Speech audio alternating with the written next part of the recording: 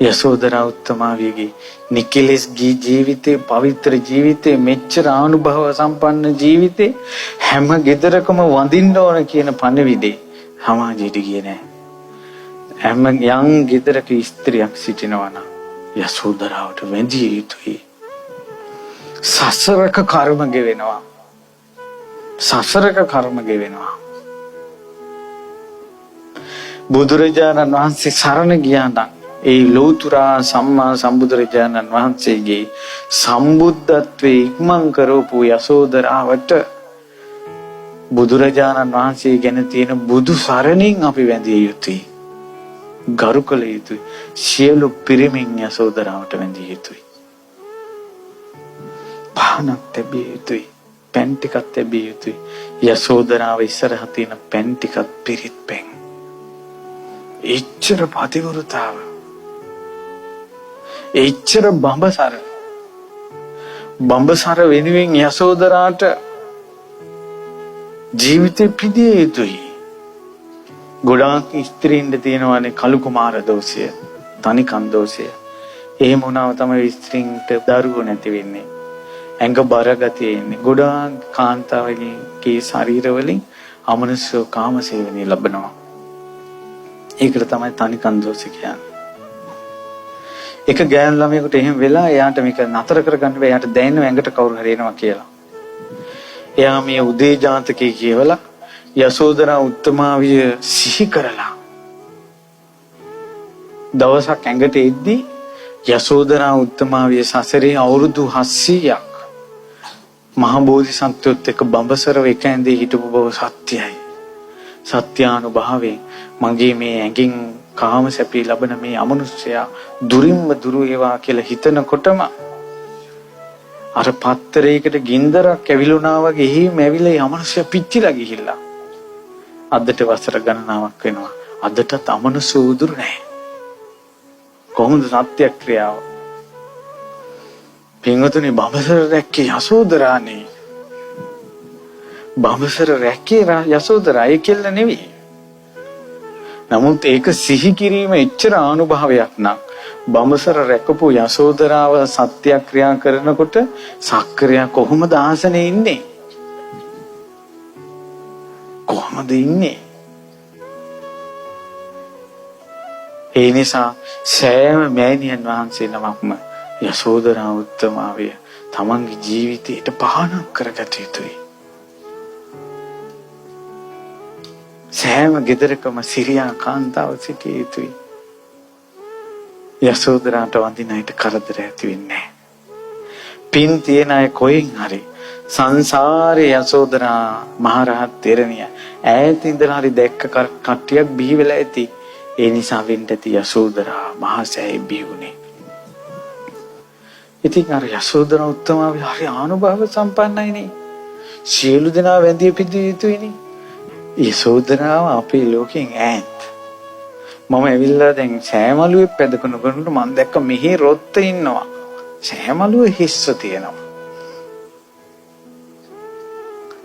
මේ යසෝදරා උත්තමාවිය නමින් දිකලා තියෙන සෑහිත අනුභවය තියෙනවා. මේ රූපවාහිනියෙන් හරි මාධ්‍යයෙන් හරි බනහන යසෝදරා උත්තමාවියට පැහැදිච්ච කෙනෙක් ඉන්නවනම් මැරෙන්න කලින් ජීවිතේ එකම එක දවසක්වත් මේ භූමියට ඇවිල්ලා වැඳ පුදා ගන්න. මේ එකෙල්ලේ බැලිය නොහැකි සොඳුරු රූපයකින් හෙබි යසෝදරා උත්තමාවියගේ ප්‍රතිමාව ළඟ දණින් වැටෙන්න. මේ උතුම් සෑහිත වන්දනා කරන්න. කර්ම ගෙවෙනවා. ඔය තනිකන් දෝෂ තියෙන අය මේ උත්තමාවියගේ ගුණ සත්‍යක්‍රියා කර කර මේ ජාතක කතා කියවලා තමන්ම සත්‍යක්‍රියාව හදාගන්න. ඒ සත්‍යක්‍රියා කර කර පූජා පැවැත්විය යුතුයි. නැත්තම් මේ තනිකන් දෝෂ, කලු කුමාර දෝෂ වලට විසඳුන්නේ නැත. ඒවා ඉන්නේ තනිකමත් එක්ක. හිතනවා මට කවුරුත් නැහැ, මං ගැන කවුරුත් බලන්නේ නැහැ, මං තනි වෙලා, මං ගැන අනිත් අයට තේරෙන්නේ නැහැ. ඔය සිටිවිල්ලෙන් තමයි කලු කුමාරය එන්නේ. ඊළඟට සංසාරේ වැරදි කාම සේවනය කළා මේ විපාකයක් විදිහට යෝන් ශරීරයට එන්නේ. ලීසින් යంత్ర මන්ත්‍ර වලින් අරින්න අමාරුයි. මේකට තියෙන්නේම ඒකාන්තවන්න මොනවා කරන්නද? සංසාරේ වැරදිච්ච ඒවානේ. කාට කියන්නද? ශෝක වෙන්නද? අඬ ශෝක වෙලා ඇති ඵලය කිම? ඒ නිසා දැන් තියෙන්නේ ඉක්මනට හදා ගන්න. වැරදුන සසර ආය අදින්න බෑ. ඒ නිසා මෙන්න උත්තමාවියක් ඉන්නවා. වරද්දාගත්තේ නැති එක්කෙනෙක් හරි ඉන්නවනේ.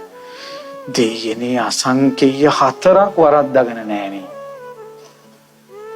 එක්ක බඹසර රකින්නවා නැත්නම් පතිවෘතාව. ඒ උත්තමාවියගේ නම සිහි කර කර වඳින්න. නම සිහි කර කර වඳින්න.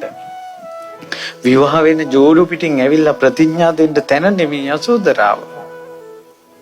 අනේ ඔබ වහන්සේගේ ආනුභාවයෙන් අපේ පෞල් ජීවිතේ පතිවෘතාවෙන් රැගෙන යන්න ආශිර්වාද ලැබේවා කියලා.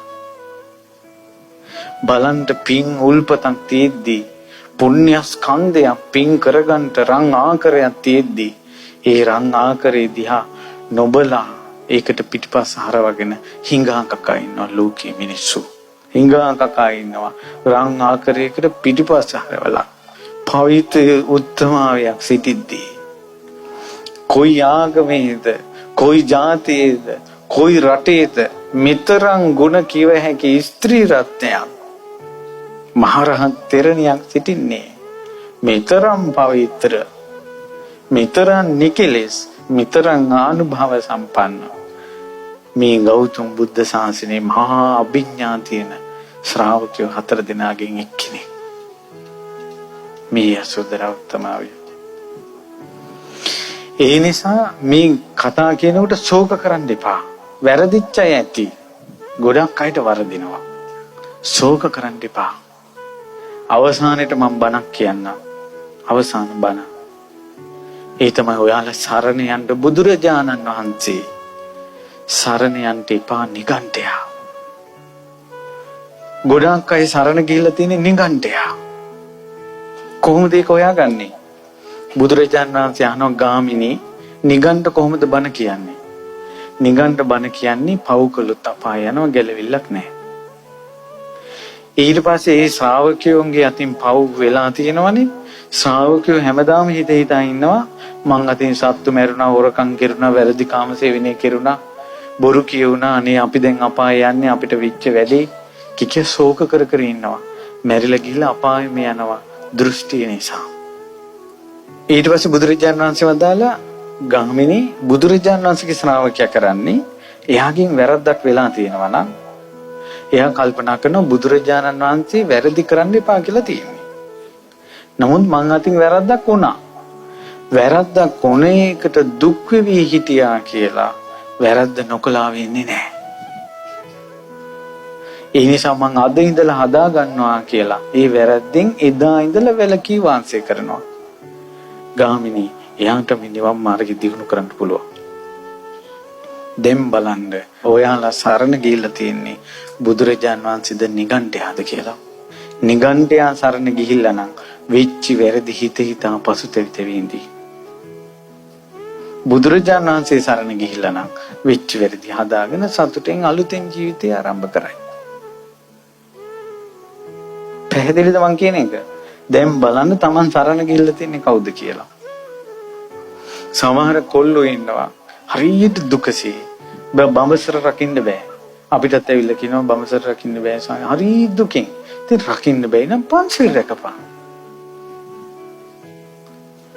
මේ බුද්ධ ශාසනයේ තියෙන දුකින් ඉන්න නෙවෙයි. මේ බුදු සසුන තියෙන දුකින් ඉන්න නෙවෙයි. මේ බුදු සසුන තියෙන දුක් දුරු කරවන්න. දුක් දුරු කරවන්නයි බුද්ධ ශාසනයේ තියෙන්නේ. ශෝක වෙන එක, සංතාප වෙන එක, වැළපී ඉන්න එකෙන් වෙන්නේ බුදු සරණ අත්හැරෙන එක. ගොඩාක් අය බුදුරජාණන් වහන්සේ සරණ ගියා කිව්වට ඇත්තටම සරණ ගිහිල්ලා නැහැ. බුදුරජාණන් වහන්සේ සරණ ගිය කියන අලුත් වෙනවා. අද ඉඳලා අලුත් වෙනවා. වෙච්ච වැරදි ඔක්කොම අමතක කරනවා. මේ උත්තමාවිය ළඟ ප්‍රතිඥා දෙනවා. මේ උත්තමාවියගේ අනුභවයෙන් පිහිට ගන්නවා. ඒ නිසා යසෝදරා මහරහත් තෙරණිය ආයෙත් මේ ලක් දෙරණට වැඩම කළා. ආයෙත්